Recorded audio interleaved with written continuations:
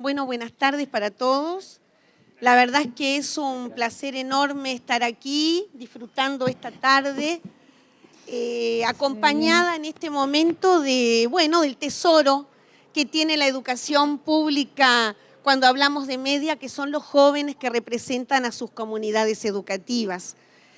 Como dijo quien nos presentó, acá tenemos 3 jóvenes que pertenecen a distintos puntos geográficos del país y que representan a sus comunidades, que vienen en nombre de todos los otros jóvenes y de sus profesores a contarnos qué hacen allí en cada uno de sus liceos y en su escuela técnica. Vamos a empezar por Brian. Brian Reyes viene de la Escuela Técnica de Melo.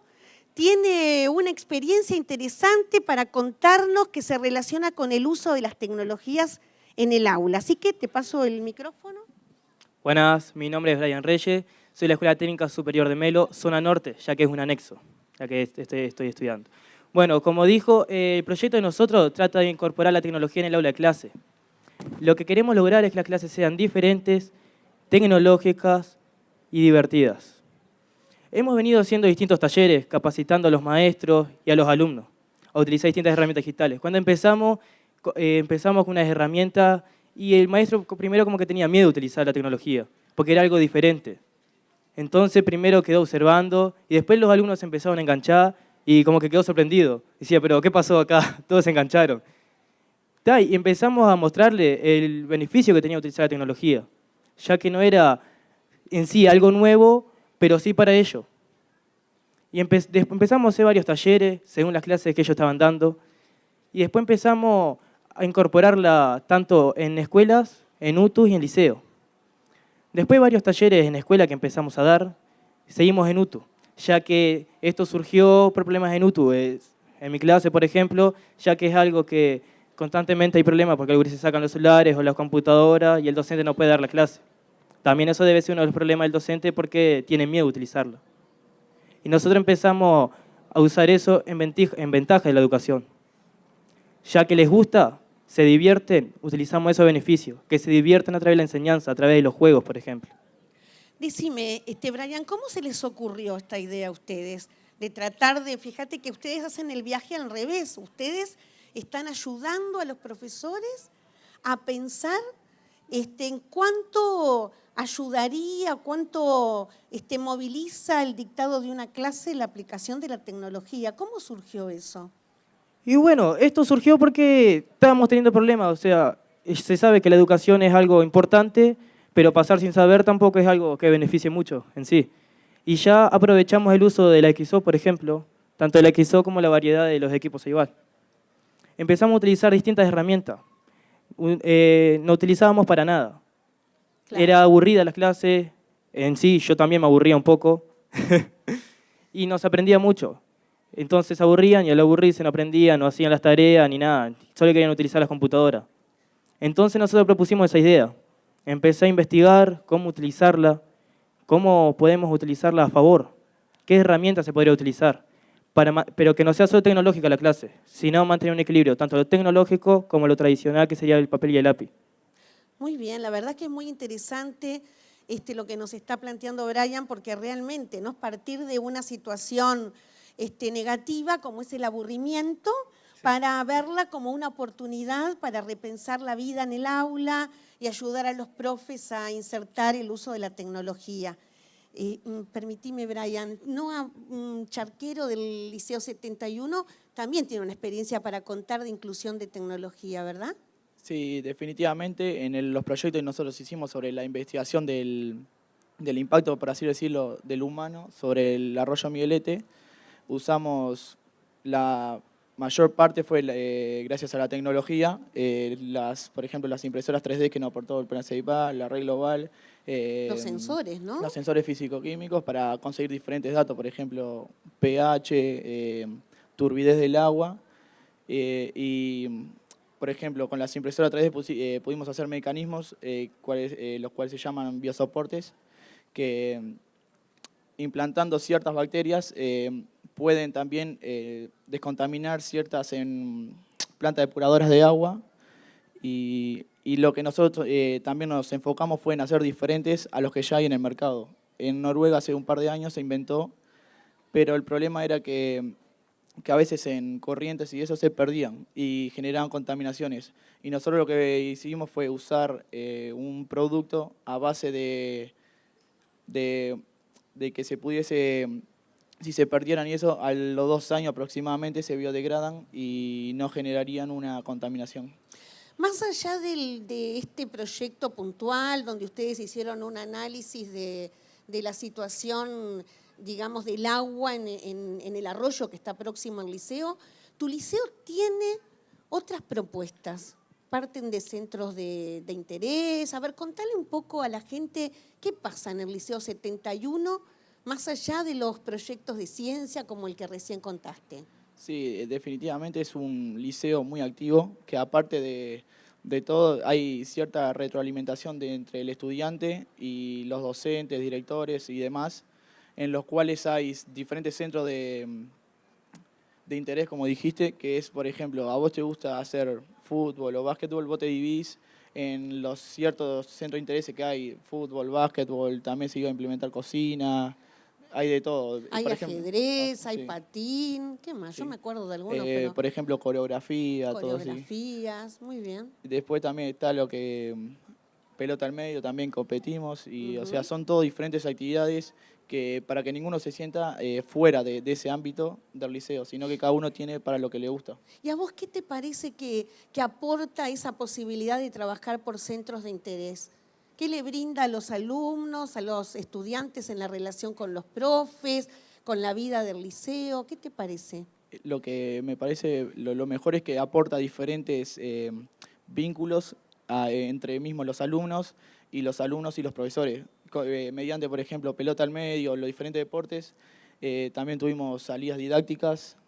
Entonces, a la larga, se forman grupos de los mismos personas que tienen los mismos intereses, pero no es solo que se separan en grupos, sino también se juntan los grupos diferentes. Entonces genera todo un vínculo entre docente, adscripto, Ustedes alumno. hacen muchos eventos, hacen muestras, se van mostrando las actividades que realizan unos y otros.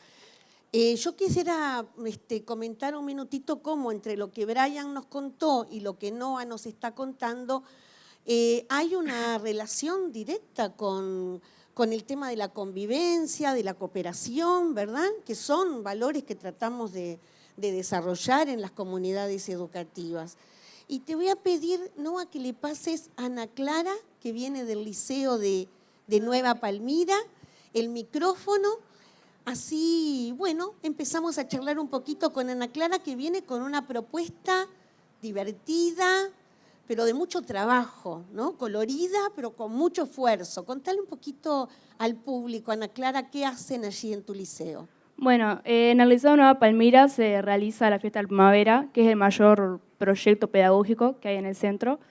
Bueno, nosotros realizamos carroza, que nosotros hacemos la elección del tema, los trajes y eso lo tenemos que fundamentar también, o sea, dejar un mensaje. Y bueno, también es un acercamiento a la comunidad, ya que tanto las personas que no tienen hijos, hermanos, nietos en el liceo pueden acercarse a nosotros y junto a los alumnos y los profesores y el equipo de dirección realizamos el reglamento, o sea, el desfile, por otro lado, la elección de jurado. Y bueno, también es una forma de adquirir valores y conocimientos importantes para nosotros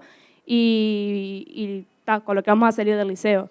Perdóname, Ana Clara, cuando vos hablas de adquirir valores en este trabajo de definir un tema, armar las carrozas, después organizar el desfile, la participación de la gente, como estás diciendo, no solo los papás, sino los vecinos, ¿cuáles serían los valores que vos rescatás? ¿Qué estás aprendiendo vos como estudiante en todo esto? Bueno, cuando arrancamos el liceo, o sea, en primero somos alrededor de 150 alumnos, un poco más a veces, y contamos con una gran cantidad de padres, ¿no? Entonces, si bien no se encargan de todo ellos, la gran parte la hacen ellos, más que nada el armado de la carroza y esas cosas.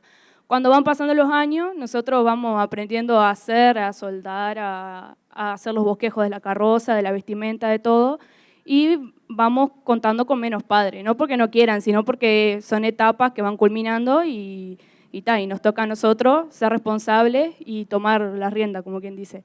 Entonces ahí aprendemos a trabajar en equipo, trabajamos mucho en equipo, el trabajo colaborativo es muy importante. Tenemos una relación estrecha con el equipo de dirección y con los profesores que están constantemente pendientes de lo que hacemos y ayudándonos, por supuesto. Y por otro lado, no sé qué iba a decir. El clima del liceo, ¿cómo es el ambiente liceal?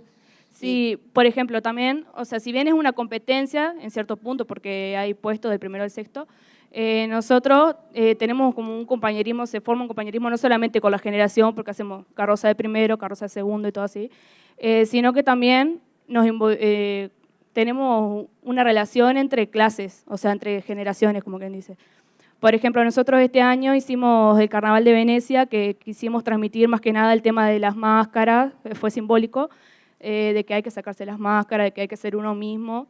Y para eso hicimos una pregunta abierta a los alumnos que pretendía que ellos desarrollaran una anécdota, un testimonio, donde hayan sentido que no podían ser ellos mismos o que la sociedad les impedía mostrarse como son. Bueno, en eso, principalmente los alumnos de tercero, eran testimonios anónimos, ¿no? Y contaron anécdotas donde se mostraban muchos problemas que tenían. Entonces, a partir de eso, no solamente nosotros logramos fundamentar el tema de la carroza, sino que junto a la psicóloga del liceo y al equipo de dirección hicimos talleres y donde los gurises se van a poder expresar. Y lo importante también es que los profesionales con los pares, que a veces es muy importante. Capaz que yo no me muestro tanto con un profesor, pero sí con un compañero. Con un compañero, muy bien. Bueno, la verdad es que es muy interesante. Yo diría además que importante partir de un testimonio de los propios compañeros que sea inspirador, ¿no? Que los habilite a ustedes a pensar en el tema que van a usar ese año, a ir confeccionando las carrozas, trabajando en esos talleres todos los conceptos relacionados.